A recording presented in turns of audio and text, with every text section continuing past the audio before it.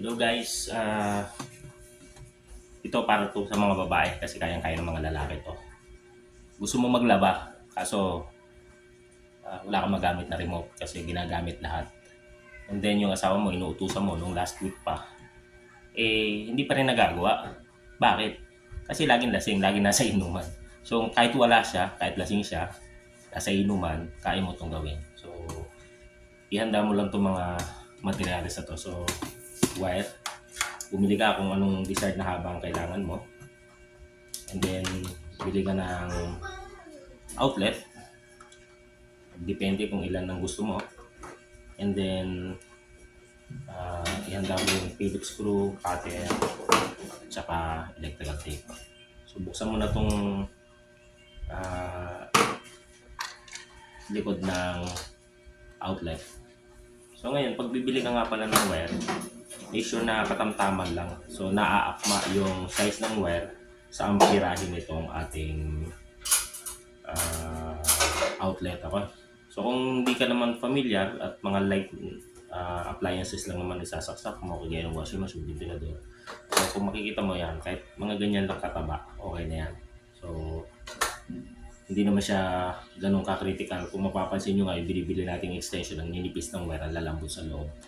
And then, ang nipis pa din dito sa loob, yung sinasaksakan. So yung mga ganyan, so pwede na yung gawing extension. Okay, so natanggal mo na, tanggalin mo yung dalawang tornilyo dito. Dito ko magkakabit sa pinakamalapit sa butas para hindi naman mahaba yung latag nito. So ngayon, ito, hindi mo na siya isa-isa. Kapit mo na yung wire na binili mo, balatan mo.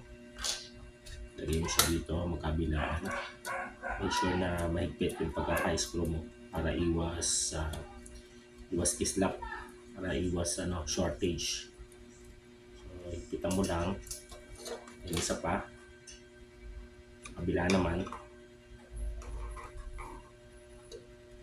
Ito, tamang-tama to sa mga babaeng hindi kasi nung marunong mag-DIY sa bahay. Pero kung kailangan mo na extension, meron ka namang mga bagay na to, magagawa mo to. So, ganyan.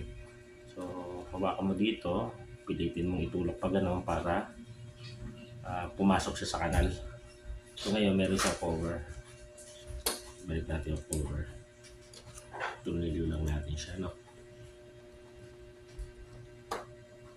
Pag na-tornilyo mo na siya, yan na. So, yan na. So, ngayon, kailangan mo na siya takloban. Make sure na yung spring is itulak mo pa loob para hindi siya mahaltak. And then, ikabit mo na yung takip. So, tatapat naman yung butas ng tornilyo kung tama siya. Higpitan. Gamit ang iyong Phillips screw. So, again, ito para sa mga babae. Ito sa mga lalaki, skip nyo na lang. Ito dun sa mga babaeng walang kalam-alam na gumawa ng extension. Napakadali lang naman ito para sa mga lalaki. So ito para lang magkaroon ng idea yung mga ibang kababayan. So ngayon, yung dulo nito, so make sure na balatan mo rin siya. So binalatan ko na kanina. And then, kung wala ka ng plug na nabibili, pwede kang kumuha ng mga lang, yung mga spare na nakuha mo lang sa mga rep or sa ibang appliances, basta makapal din. So ngayon, i-buhol mo na siya. Kahit huwag mo na siya ikinang, ano mo na lang siya. I-buhol and then lagyan ng electrical tape para hindi ka makakuryente. So, better kung paglalayuin mo yung wires na yan. Pero okay naman na yan. Hindi naman yan ganun ka-critical. Maliit lang naman ang mga appliances na isasaksak mo dyan.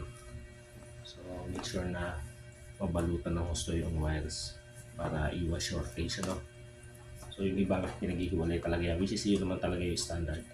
Pero syempre, kahit sa manang basang lugar naman may kanya-kanyang diskarte kahit na may standard na sinusunod. So, yan. Yung isa naman, i-buhol mo rin. Pag nabuhol mo na, lagyan mo din ang electrical tape. So, putulin mo muna para hindi mahirap mag-ikot. Pag mapapal na siya, pwede mo siyang dagdagan pa. Okay, ganyan lang. May tester ka, pwede mo siyang i-check din after Pero ito nga, yung sa mga babaeng walang kaalam-alam, pero gusto nila matutunan yung basic para kahit pa paano naman kahit wala yung mga asawa nila magagawa nila to, no? Kaya gagawin yan. So, gagawa na tayo ng extension. So, yun na. Sabi ni Mrs. Kayang gawin ito ni Mrs. Kaso sabi niya, i-video ko daw para malaman ng ibang mga babae. Kasi napakadali lang naman talaga eh. Yung iba nagbabayad pa ng 200 para gawa lang sila ng extension. So, yan na guys. Ito na yung finished product natin. Yan na guys. Maraming salamat. Diba? Okay. Tapos na tayo.